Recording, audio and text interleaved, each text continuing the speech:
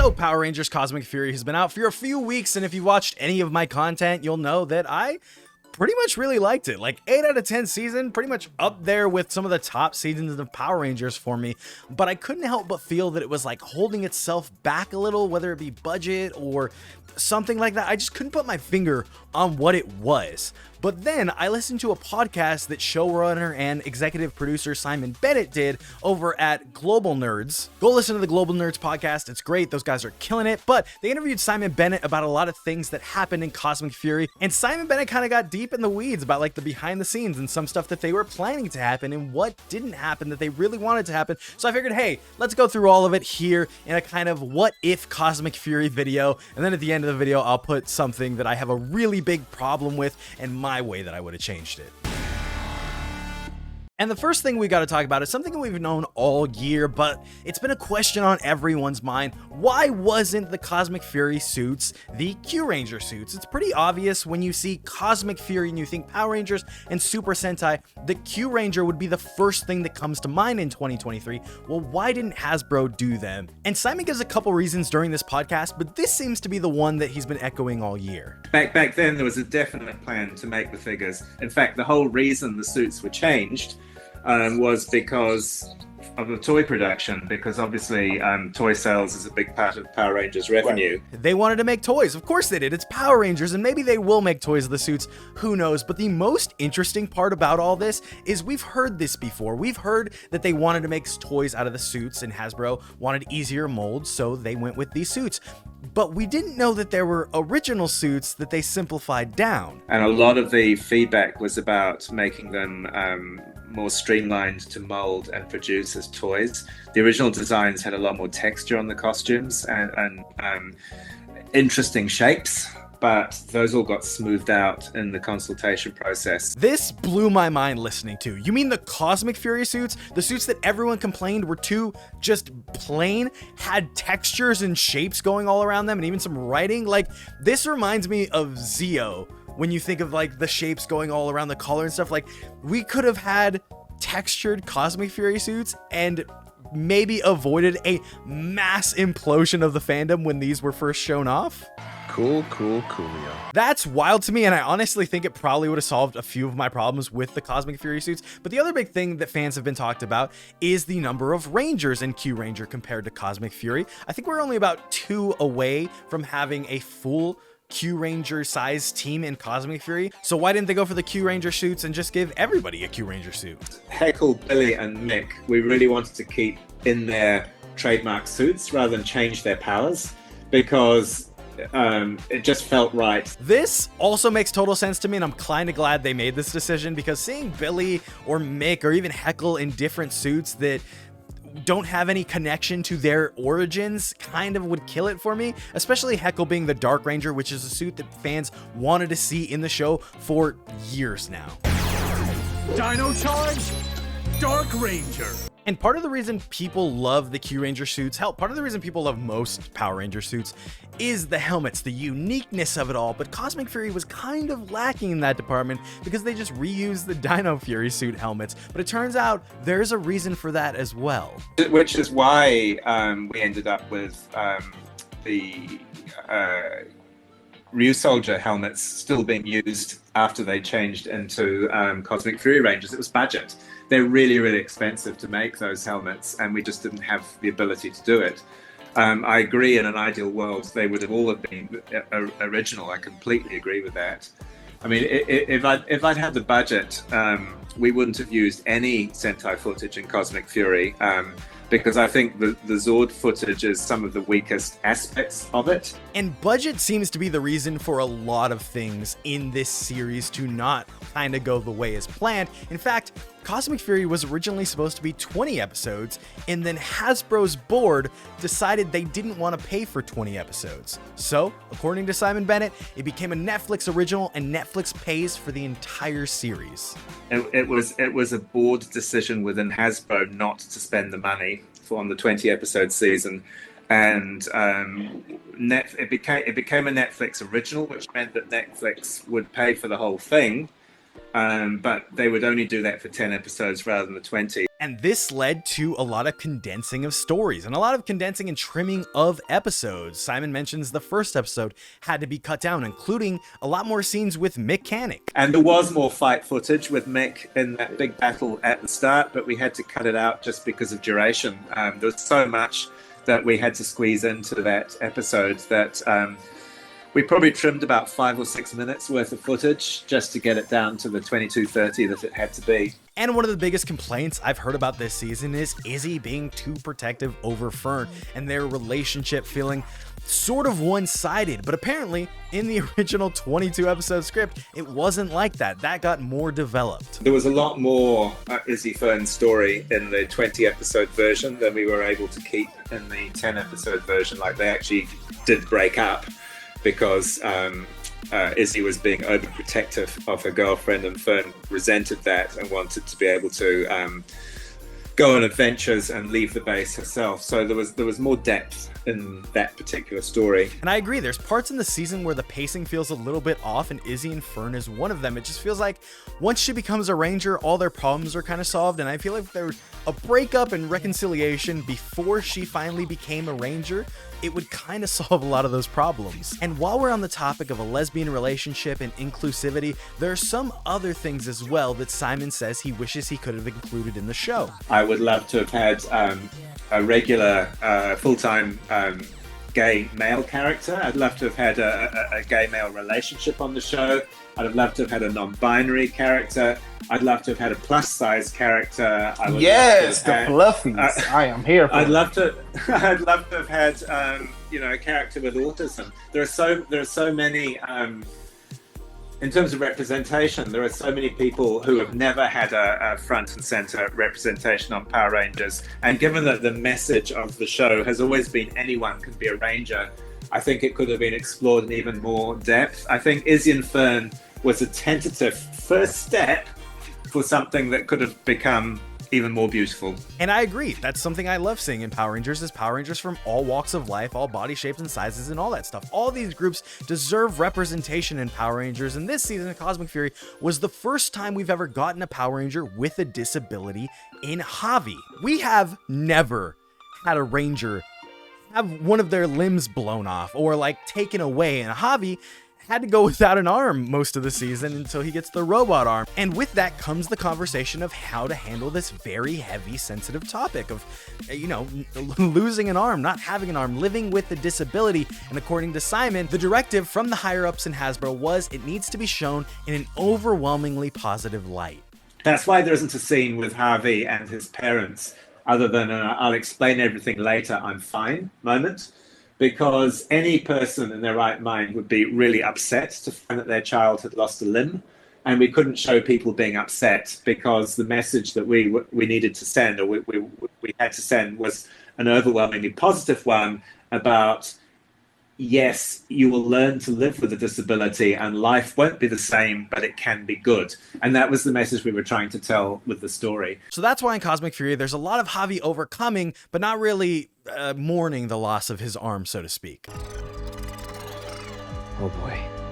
But that's not even the most surprising Hasbro directive that was mentioned in this podcast. No, something of a, let's call it a big topic of conversation in the fandom over the last couple months was Zato. Zato being demoted from the Red Ranger to the Zenith Ranger, or the Champagne Ranger as it was lovingly called when it was first shown off.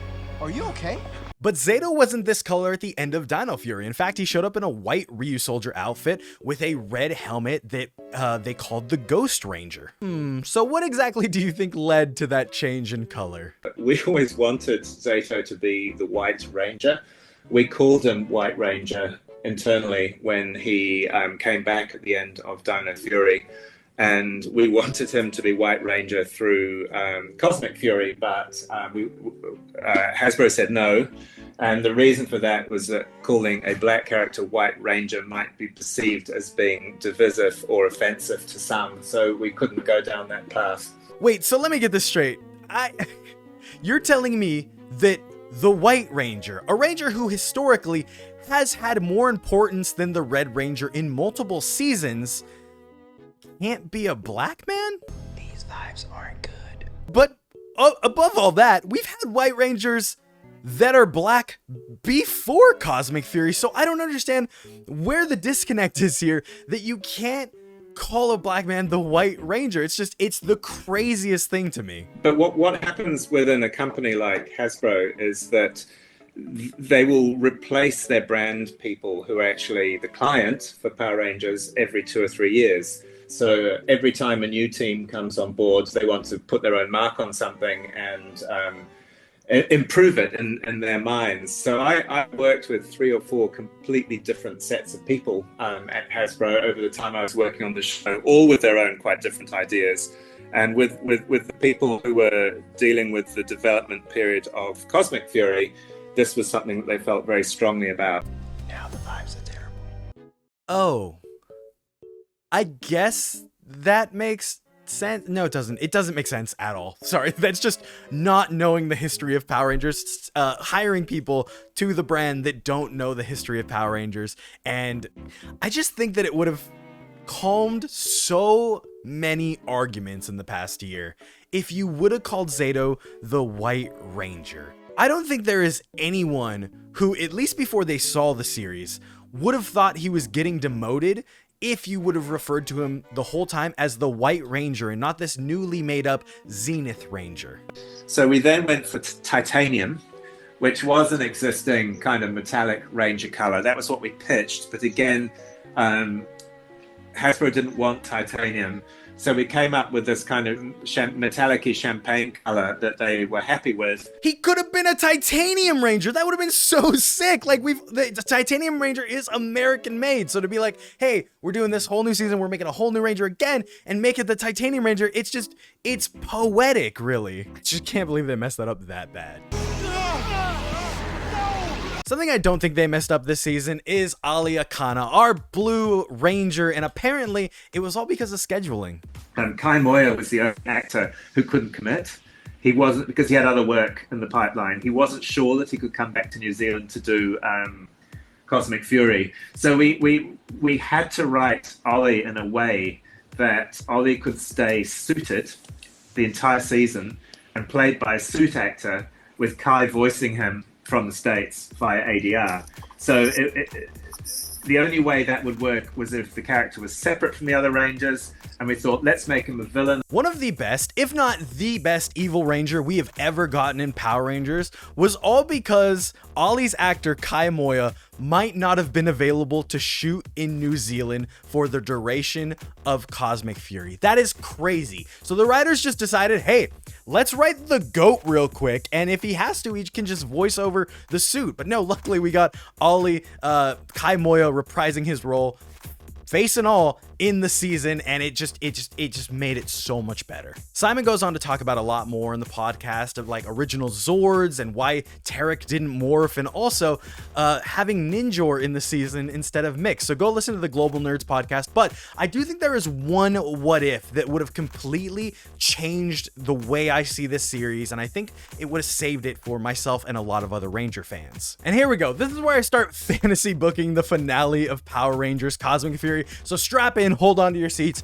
because it all starts with this scene. But what's an evil energy wave gonna do to the grid? I absolutely love the idea of a reverse Z wave, of a Z wave, trying to make everyone in the universe evil. That is such a genius way for the final season of Power Rangers to not end, but like the final task they have to do, the final evil, the villain they have to defeat, being just the reverse of the Zordon wave. And then they take it one step further, and our Rangers start talking about the plan to avoid that, and it is to explode the Z wave inside of the morphing grid, not only taking away their powers, but taking away all the Power Rangers of every team. And they decide to do it. It's this beautiful moment of sacrifice that I can only equate to that scene in Toy Story 3 when all the toys start holding hands and decide like that they're going to meet their maker going down into the fire. Just this calm, realizing acceptance of like, this is what needs to be done and we're making the right choice.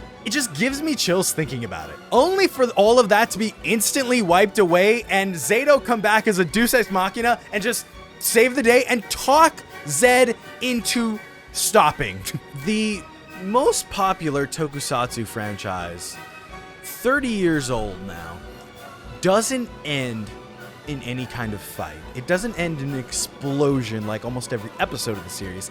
It ends with the Power Rangers talking to Evil Incarnate, the Emperor of Evil, the worst evil that has ever been seen in Power Rangers, in Lord Zed or Master Zed at this point. That doesn't fly with me. I think there is such a simple way to fix this. I'm going to tell you right now because this is my what if Power Rangers Cosmic Fury. The Rangers get to the Master Captivator. They take out Bajillia and Squillia pretty easy because those villains not very high level, not very high power. They grab the Master Captivator and teleport it into the Morphin Grid. They get to the Morphin Grid and they look around at this beautiful history of the Power Rangers for the past 30 years floating around them, and they decide we have to try to save a little bit of it. So what if we tried to contain the Zed wave? Amelia directs them and they all stand around the Master Captivator and put up their hands like the 1995 Power Rangers movie when they're reviving Zordon to try to block some of the energy that's about to explode out into the Morphin Grid. And the timer ticks down, eventually hitting 0, and it explodes. The Master Captivator, the Zed wave, gets set off inside the Morphing Grid. There's this gigantic flash, and then all of a sudden, just white nothingness. And then you hear Zed's laugh.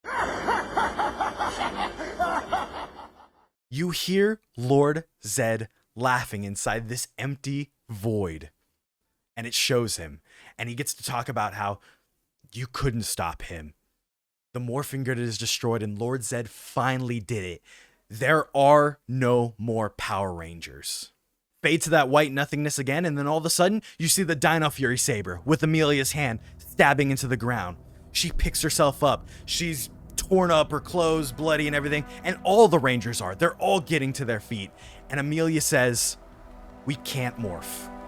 We don't have our powers, but we are still Power Rangers." Everyone in the team gets the one-liner, gets the pose to show that they're the Cosmic Fury Blue Ranger, the Cosmic Fury Red Ranger. Because having powers doesn't make you a Power Ranger, it's doing what's right. You get the whole team, besides Zato, battered and bruised, standing up and ready to fight Zed with everything they have left. And Zed, in his normal form, not his master form, because all that master energy went out into the Morphing Grid, Zed just says, "Bring it on." The team runs forward and each of them get like one slash, and you start to realize, oh, this isn't powered up Zed. In fact, Zed is very, very hurt from everything that just happened, everything that just went on, losing all this immense power. He's like on his last leg. So each slash is like messing him up. Everybody on the team gets one slash until the Morphin Grid void opens up. Here comes Zato with blue eyes. So it's still Zordon with the one last slash on Zed. Boom. And then the blue eyes fade and disappear and like dust off. And it's regular Zato. And he stands up and turns around. And his whole team is looking the other way. Zed falls. Big explosion behind them. Like every Power Rangers finale. Like what everyone remembers from Power Rangers. The biggest explosion. And this just white void with our team standing there looking forward towards the future. And they run to Zato and say, "Zato, you're back. I can't believe you're back." And Zato says, "No, I'm not back. You guys have to go back. There are no Power Rangers, but you can still protect the world. I am the only Morphin Master left, and I have to protect the Morphin Grid now. I have to rebuild the Morphin Grid now. You made the right choice, but now we have to live with those consequences." And that ending on Zato sending them back and just Zato alone in the Morphin Grid. The original Red Ranger, the first Red Ranger in all of time, 65 million years ago, now being the only lone Morphin Master that has to rebuild the grid. And maybe he's a Morphin Master in just self-proclaimed, and he's not anywhere near the power of the old Morphin Masters, because if the old Morphin Masters exist, then why even have Power Rangers? But that's for another day. The series concludes with the same concert and everything. Maybe not the coolio. Maybe throw it in there for laughs, sure. But I just think Cosmic Fury's last episode is missing what being a Power Ranger means. It doesn't mean leaving a path for redemption for the worst evil in the universe as they did with Zed. I'm not saying he got redeemed, but they left a path of redemption open as stated by Zato. He may yet overcome them and become a force for good in the universe. But it does mean teamwork and friendship for the greater good. And I do think that, like, just that final fight, which, yes, is all fan servicey for me because it's Tokusatsu and it should end in a big explosion. But the fact that they are willing to sacrifice every Ranger ever, the Morphin Grid itself, in order to save the galaxy, the universe, everything, would have been such a... if it followed through, would have been such a gigantic and monumental way to end this 30-year franchise, because Power Rangers might be coming back, but it's not coming back in any of the way that we remember it. So whatever Hasbro does next, I'm excited to see it. I just think they just missed the landing by that much on this one. And that's a lot of things we could have got in Cosmic Fury that we didn't get for one reason or another. Go listen to Global Nerds podcast. Like I said, they have a fantastic interview with Simon Bennett. The whole thing's like 2 hours long and it's great. And I will see you next time.